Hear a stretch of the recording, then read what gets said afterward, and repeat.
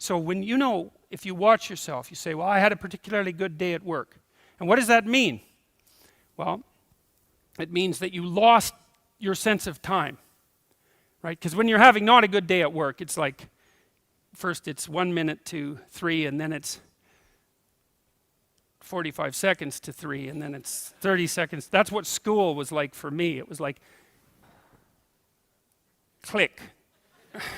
It's so funny, I went to my daughter's school. I used to get in trouble for talking all the time. Surprise, surprise. When I was a kid, and I was bored stiff in school, and so I would misbehave upon occasion, out of pure boredom.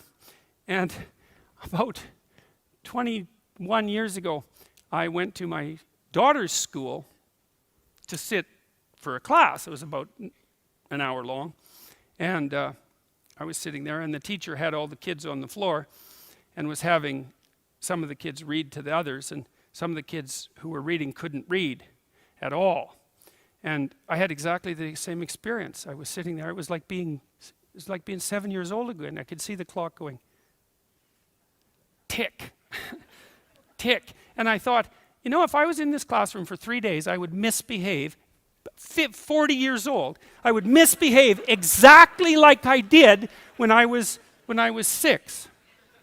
No. Well, that's no place to be, right? Because you don't want to be in a place that's stultifying. You don't want to be in a place where there's no challenge. You might even quit your job if there's no challenge. Say, well, that's a good job. It gives you security. And you think, God, I can't stand this. It's eating away at my soul. It's all security and no challenge. So why do you want to challenge? Because that's what you're built for.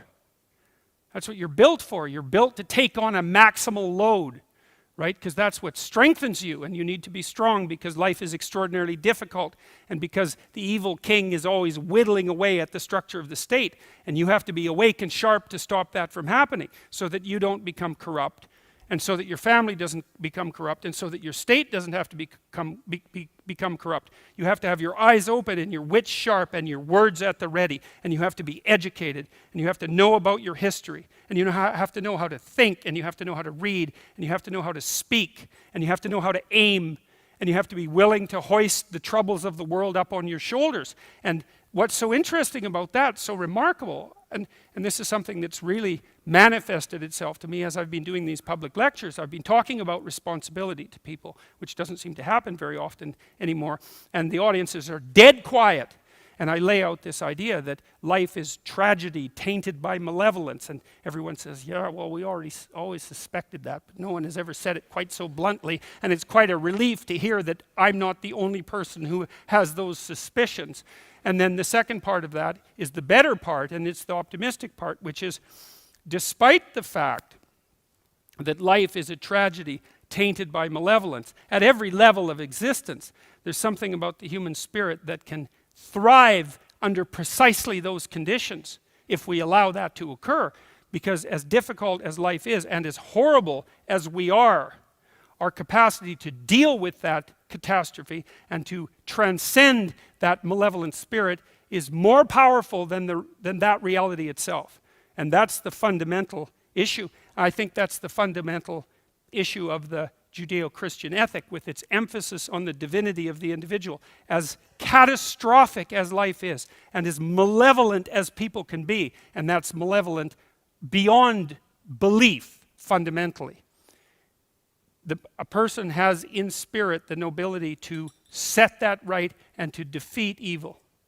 And that more than that, and that the antidote to the catastrophe of life and the suffering of life and the tragedy of life that can drive you down and destroy you is to take on exactly that responsibility and to say, well, there's plenty of work to be done, and isn't that terrible? And there isn't anything so bad that we can't make it worse, and certainly try very hard to do so, but I have it within me to decide that I'm going to stand up against that. I'm going to strive to make the world a better place. I'm going to strive to constrain the malevolence that's in my own heart, and to set my family straight, and to work despite my tragic lot for the betterment of everything that's in front of me.